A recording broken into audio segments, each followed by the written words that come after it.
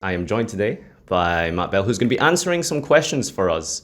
And I have got this categorized into three different sections. We have starting off with gameplay, then we're going to be talking a little bit about product, and then running off with marketing. So they've been kind enough to allow me to send these questions beforehand to really get a nice detailed answer for you guys. So first of all, go ahead and introduce yourself. Hey Nadir, thanks for having me on. My name's Matthew Bell. I'm the product manager for Konami Europe. Generally that entails working alongside with R&D, do a bit of game balance. Some of it will be working along getting the product just from an idea in a meeting where someone shouts out, hey, could we make this work? All the way to the thing that you find on the shelf at the end. So I'll be involved in all of the stages along that route. First of all, we'll begin with a kind of overview of how you view the competitive format. What do you consider, and how do you guys try and employ a healthy and fun competitive environment for the player base? Sure, that's always an interesting question because I think it's subjective because there's different types of players we find. When you get to the top of the player ladder, essentially you have players that like wide open formats, which means many top competitive decks, but you also have some players that really like the nitty gritty micro interaction 2-deck format like Dragon Rulers and Spellbooks. And it's always like a trade-off of making sure that you kind of have a little bit of each of those players get enough what they want from the competitive format. Obviously, they don't overlap so much when one guy wants a 12-deck format and the other guy wants mirror matches. It's kind of difficult to balance for both of those. So it kind of have ebbs and flows in the format for that. It's the best way of handling it to make it a fun experience for everybody involved. One of the most controversial changes as of recent years has been the end of time procedures. Now, originally, it goes without saying that probably something would have had to needed to be done because midnight regionals is not something anybody would like. But I feel like maybe things have swung a little bit too far in the opposite direction now, where we have the end of phase rule. Could you tell us a little bit about how you arrived at this conclusion and how you feel that this was the best sort of way to employ the time rules? Sure. So as you rightly pointed out, we started to get to a point where our events were running way too late, and it was becoming quite problematic when the staff were coming back with giant bags under their eyes, and then they had to get up in the morning and be like, yeah, we're ready to go again. So it became quite apparent that we wanted to change something about the end of match procedure to reduce the amount of time players are waiting between games. The organized play teams tried out a lot of different models for things that they felt work, and ultimately they arrived at the conclusion that getting to the end of phase and ending the game as close to the end of match procedure was the most beneficial way to do it. Obviously, nothing's ever written in stone. We changed it once. It can be changed again in the future. They're currently testing this along and seeing how events are running in general. But again, if you always have your feedback, please do pass it on, and we're always listening. As I said, it's not written in stone. It is at the moment, but it can be changed. Okay, great. So player feedback is very important for these things, and keep talking to these guys at events, let them know how you feel, and if any improvements can be taken, I'm sure they'll be more than happy to maybe consider employing them in the future. In recent years, with the power creep of cards, we've seen that a lot of these sort of first turn strategies that really kind of make the game a little bit unbearable at points. But one drastic example of this would be like first turn kills. Now, we've seen through the different banless hits that you guys have addressed problem cards with regards to FTKs. Yeah. What is your general view towards FTKs? Are they allowed sometimes, if they're not too bad, et cetera, et cetera? What is your general view for them? Sure. So a big part of this would be, well, I'll go out and tell you, I don't like first turn kills. I feel like you should at least get to play a turn before you lose a game of Yu-Gi-Oh!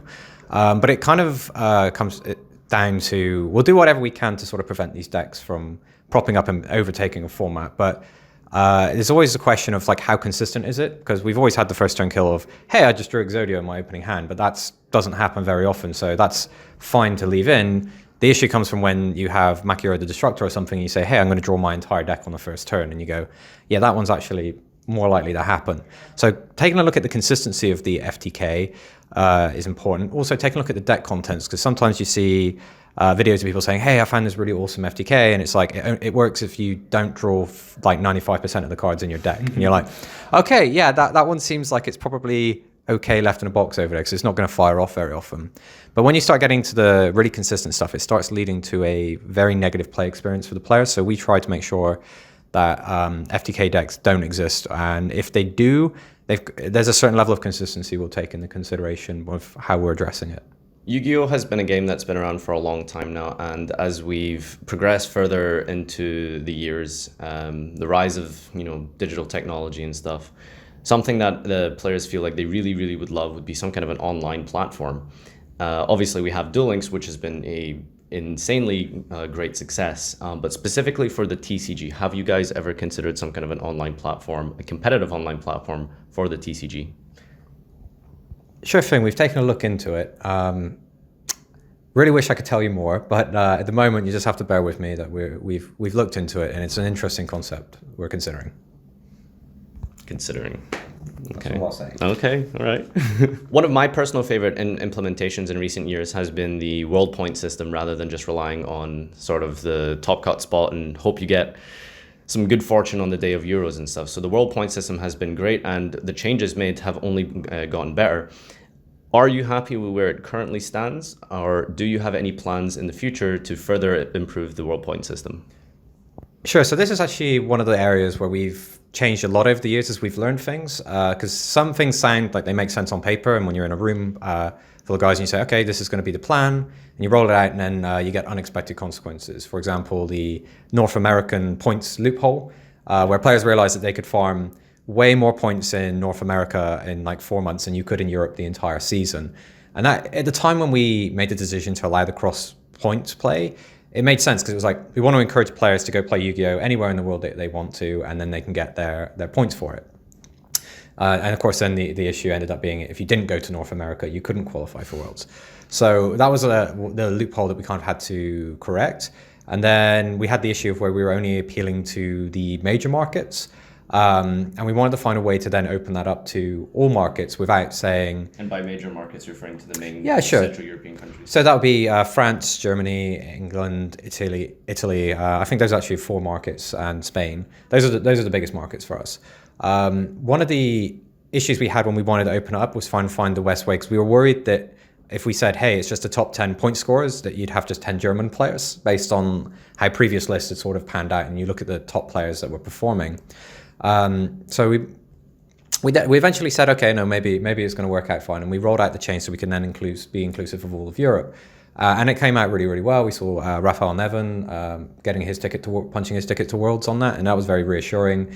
There you go, you get a shout out for you, Rafael, and that was like really reassuring to us that it wasn't just going to be a case of like, because Germany traditionally has the biggest tournaments. In fact, we see some of the regionals getting so big that players will fly over to play regionals in Germany, but we're still looking for tweaks and changes to the thing. I have a couple of personal views on it. Can't really go into all of them, but we're not quite 100% set on it yet. But we're constantly making improvements, making adjustments to find the exact winning formula for that. One of the biggest successes and just most fun events that I've really encountered in recent years has been the Team 3v3 event that took place in North America. I remember watching this event and just being so jealous of just how fun it looked like to be able to just go and compete with your friends. Will we be seeing more of this more frequently? And most importantly for us in Europe, will we get a European 3v3?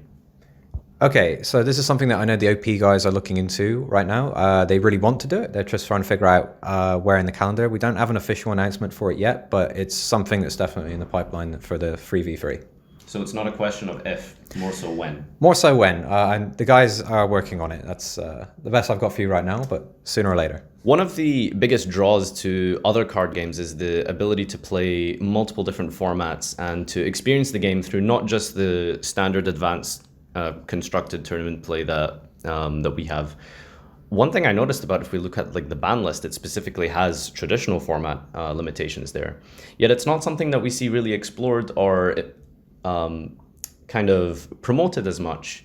Do you have any plans in the future to maybe further support something like traditional or GOAT format or some kind of like legacy format for players outside of just the standard constructed format?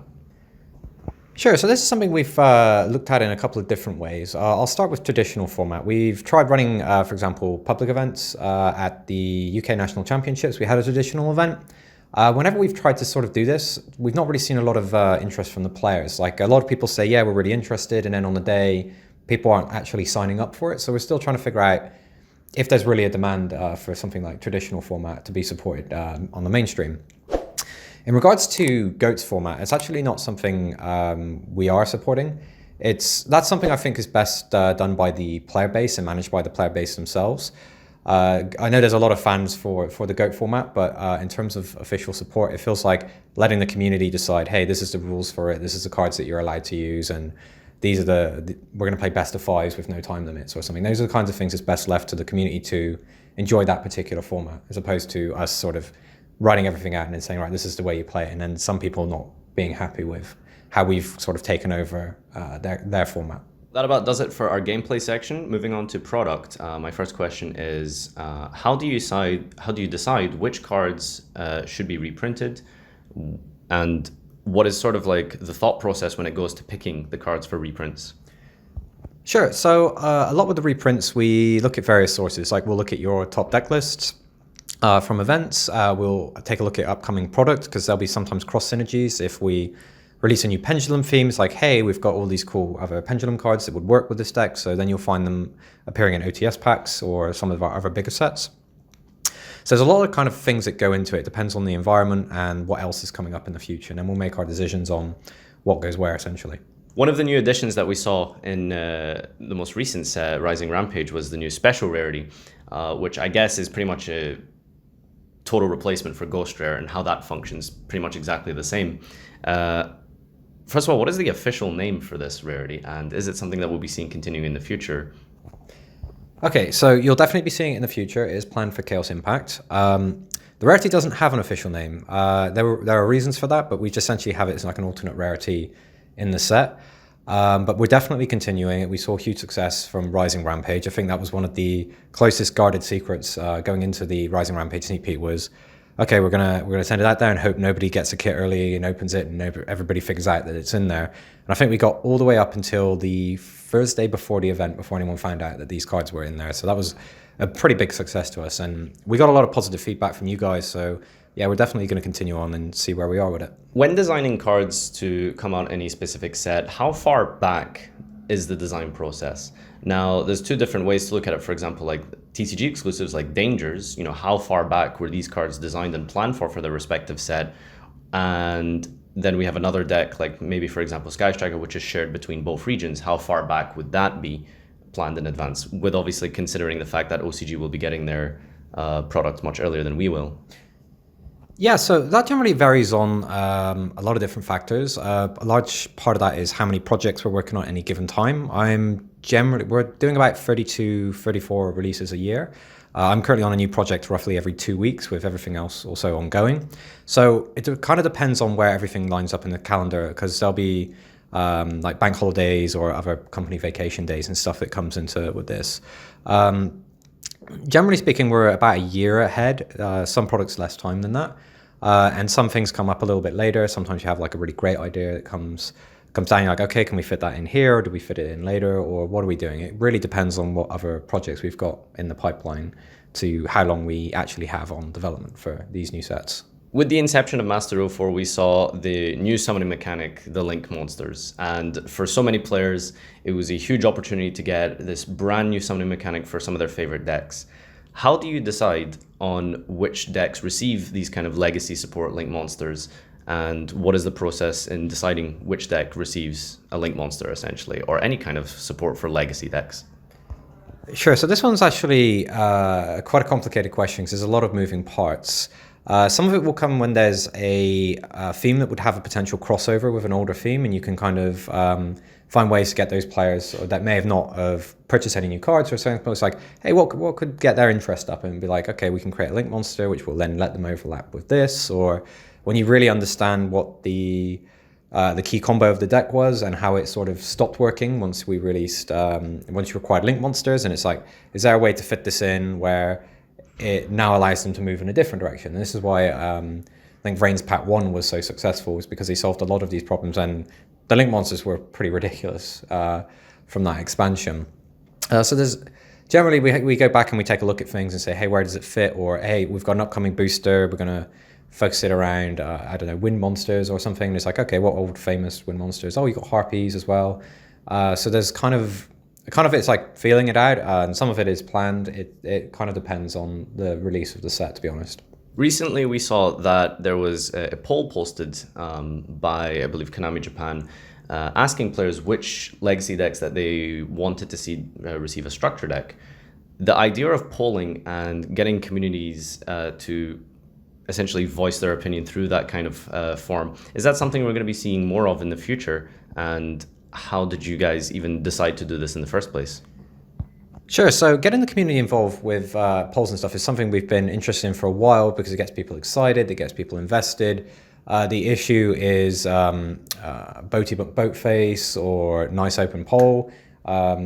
It's kind of we're trying to figure out the correct way to do it so that the answers are legitimate rather than, hey, this would just be really, really funny.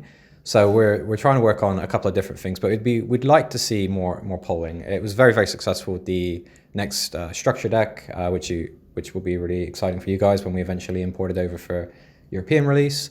You also did it for venues as well. Yeah, that we did that as well. That one was a little bit easier to sort out, but some of the stuff when it comes to products in that, because there's a lot of moving parts, like, hey, this is also going to be released in overseas markets, so when you have voting in one region that affects another region, it's kind of figuring that out. And we're still trying to get our hands around, get a grip on the best way to run these polls so that there's kind of enough from the players that they have enough control over it, but at the same time, we've sort of got some level of where we can plan a little bit better what the potential outcomes could be. Earlier today, we did get a chance to take a look at the new Duel Devastator, which will be available next month. And on the 20th of September, you guys will be able to see just exactly what cards we were shown today, exclusively on our channels. And basically, Duel Devastator is a crazy, insane set. As you guys already know, there's the alternative arts. There's some really, really amazing reprints in there. Just as a concept of, you know, of these alternative art cards and like the set number of guaranteed cards that you're getting in this set, what was the inspiration behind doing that for this kind of set? And, you know, where do you see it going forward? Sure. So Duel Devastator was a really exciting set to work on. One of the things we were looking for is we had the release of the holiday boxes, which was the holiday decks where you had the Warrior one last year and we had the Dragons one the year before, and we were following on from the Legendary decks format that we ran a couple of years prior to that. We sort of got to the point of where the new decks it was getting a bit difficult to figure out, hey, what would be a good direction to go in? So we wanted to try something different. So instead of actually building a main deck for everybody, we said, what if we took all of the best side deck cards or counter cards in the game and put them into a single product for players that just wanted to jump back in or get an update to one of their older decks? And then that's sort of where we approached the problem. And then it was like, well, what are the most desirable cards in competitive play right now that you essentially need to have? And the hand trap girls came up, and it was like, well, what if we theme a product around this? And then we sort of went from that direction and it all started to fall in together. And it ended up coming out really, really well for us. But it's something we'll definitely like to look at in the future. We hope to see potentially maybe players even from speed dueling that have started and they've learned and they're like, all right, I want to jump into competitive play now. How do I do that? It's like, well, get yourself some Duel Devastator. That will give you a lot of the side deck and extra deck. And then you can build up your main deck. And it's like a really great product to get people into competitive play. So got to figure out how we're going to top that next year, because I think this one's a really, really good product. And that's going to be a problem for me to pull my hair out of in a couple of months. But yeah, it should be really good for you guys. Our final section is going to be looking at the marketing with how Yu-Gi-Oh is presented and such. My first question is going to be, how do you market the game for newer players and also returning players, you know, with the huge influx of new mechanics and summoning methods and stuff? What is the best way that you guys are kind of approaching this problem in helping new and returning players get back into Yu-Gi-Oh? Sure. So this question is something that I've spent a long time actually working on, this problem, because you have the core competitive format of Yu-Gi-Oh! Advanced Constructed, and the level of complexity actually is one of the main drivers for core players that keep coming to events, keep coming to YCSs, and they want to have those levels of interactions. Those interactions are absolutely terrifying for new players. The problem is, if you go too forward towards the new players, your core players then sort of lose interest. So we had this real balancing issue on where do you make the entry points. And we had the starter deck for many, many years. And what the problem is you'd have the new player, they'd buy their starter deck, and then the store would be like, okay, come play this tournament. And then they'd sit down and not actually understand anything about what's going on, because the game got a little bit too complicated, but at the same time, that complexity is why those regulars are going back week after week after week. That's when we decided, actually, maybe there's a different way of doing it. That's where we created speed dueling. And our idea is that players will come into Yu-Gi-Oh! Via speed dueling, or returning players, or even core players that are just looking for something to do in between rounds or something. They'll take part in speed dueling, get to grips with the mechanics of the game, because once you know the very core of it, picking up the extra summoning mechanics isn't actually that difficult. And that's kind of how we've sort of aligned our strategy now, is that our new players, new and returning players, will come in through speed dueling, which doesn't have a lot of the summoning mechanics, but you can get to real grips on what's going on in the game. And then as you progress, you can then start understanding the guy at the table who's like, set free pass, okay, do this, and you sort of, it starts then all making sense. And we hope then that those guys will progress into advanced constructed and maybe even keep up with speed duels at the same time. As a company, Yu-Gi-Oh! Has been around for quite a while now, and all of you as staff members were all players at some point and have even grown into the career that you have now today just from being a player. How does one today get involved more with with Konami as a company a little bit more closer, and what kind of opportunities could someone have as a career path within Yu-Gi-Oh? Sure, if you want to get involved, can you increase sales? There you go. Okay, there you go. But more seriously, to answer that question, there's a lot of different paths. My path was to come up through judging, and then eventually I made the right connections and I took the interview for a job opening that came. One way is to look onto our website, where we frequently post job openings for various departments in Konami, and then you can make an application through that. Luke, who's in our team, he came in through coverage. Essentially, we had him on for a commentary for a long time. We got to working with him. Things went very well, and ultimately, when an opening did come up, he applied for it, and then we took him on board. There's generally lots of ways. I mean, the easiest way is to go on the website and find out, but if you want to get involved, judging is definitely a route to consider, because then you're going to be in contact with people. You get to put your professional foot forward and get people to see you out there, and you get to have a go with it. It's also good for your resume in general if you're looking elsewhere. Like, we hope you choose us, but we know how it goes. Coverage is a way to also get involved, because with that there's a lot of demand that actually goes on to the casters and presenters of the live streams. So it gives you a real chance to put your professional foot forward, and we do take notice when we see people putting that time and effort in. And yeah, that'd be two ways, and then the regular application way is probably the best way. My final question is, I guess this interview is in and of itself an example of it, but what steps are you guys taking into making sure that you're reaching out to the community more and getting content creators more involved with the game, and your plans going forward? Sure. So we want to be a lot more open with how much we can work with content creators. The market has shifted significantly to where content creators are a very important part of marketing these days for a lot of companies, not just us. We have in the past been like, okay, we've got a very set strategy. We're gonna release this on this date. This information is gonna go out this way. Here's our official press release and everything.